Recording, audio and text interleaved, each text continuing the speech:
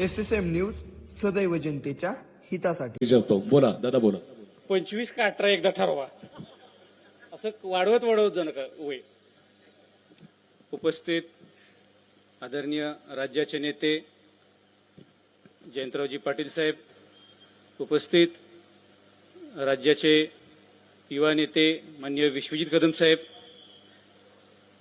जिल्ह्याचे खासदार आम्हा सर्वांचे दादा विशाल दादा, उपस्थित नाईक साहेब, उपस्थित आदरणीय भाऊ, उपस्थित विक्रमदादा आणि देवराज दादांनी सर्व नावं घेतलेली मान्यवर.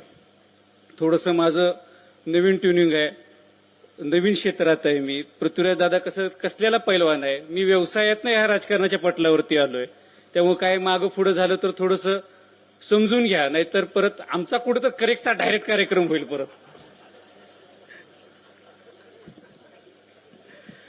3 महिन्यापूर्वी जिल्हा परिषदच्या निवडणुकीला आपण सर्वजण सामोरे गेलो. देवराज दादा सांगत होते सर्वेकडनं माहिती घेणं, सर्वे घेण्याचं काम चालू होत होतं. तेव्हा देवराज दादांना तसा ठाम विश्वास होता की जिल्हा परिषदेमध्ये आपल्या विचाराची, आदरणीय कैलासवासी बापूंच्या विचाराची, आदरणीय कदम साहेबांच्या विचाराची, आदरणीय दादांच्या विचाराचा जो विचार आहे तो जिल्हा परिषदेत सत्तेत नक्की येणार. हे लोकांनी वारणाकाठच्या, कृष्णाकाठच्या, रेयकाठच्या आणि आगरणीकाठच्या लोकांनी आपल्या मताधिक्याच्या कौलानं दाखवून दिलं. ही जी संधी आम्हा सर्व तुम्ही युवकांना दिलेली आहे, तर बाकीच्या आमच्या सर्व सदस्यांनी दिलेली आहे. हा तुम्ही दिलेला जो विश्वास आहे मताच्या रूपानं, हा कुठेही व्यर्थ जाणार नाही याची हमी आम्ही सर्व मित्र म्हणून एकत्र तुम्हाला देत आहोत. विकासाच्या बाबतीत म्हणायला गेलं तर 4 वर्ष प्रशासक होतं. प्रशासक असल्यामुळं सर्व कामं एकदम संत गतीत चाललेली. काही कामांचे शासन निर्णय परस्परच व्हायचे वरच्यावर, खाली जिल्हा परिषदला लोकप्रतिनिधी नसल्यामुळं काय खालीपर्यंत पोहोचतच नव्हतं. पण आता तसं काही होणार नाही. सर्वजण नवीन तरुण मंडळी आम्ही एकत्रित आहोत.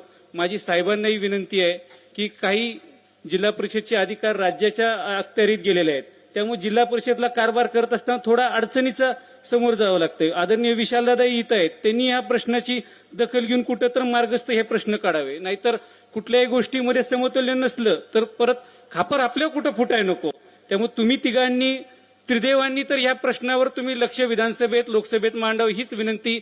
आणि येणाऱ्या काळात हे जे विजयाचं रथ आहे तो कसा आम्ही पुढे नेत आहोत आमच्या माध्यमातून, आणि आम्ही सर्व तरुण जिल्हा परिषद सदस्य कसे एकत्रितपणे या 3 नेतृत्वांना राज्यात फिरण्यासाठी मोकळी देऊन आपण एकत्र काम करू आणि पूर्णपणे हा राष्ट्रवादी काँग्रेस या सर्वच्या विचारानं, बापूंच्या, कदम साहेबांच्या विचारानं पुढे जाऊ एवढीच गवाही देतो. जय हिंद, जय महाराष्ट्र. धन्यवाद दादा. सांगताना एक उल्लेख मगाशी साहेबांनी केला माझ्या लग्नाचा.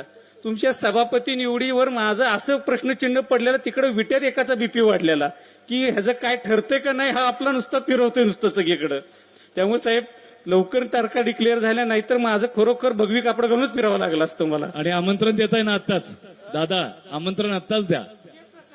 छान. आणि यानंतर शासनाच्या अनेक योजना जिल्ह्याच्या अर्थात जिल्हा परिषदेच्या माध्यमातून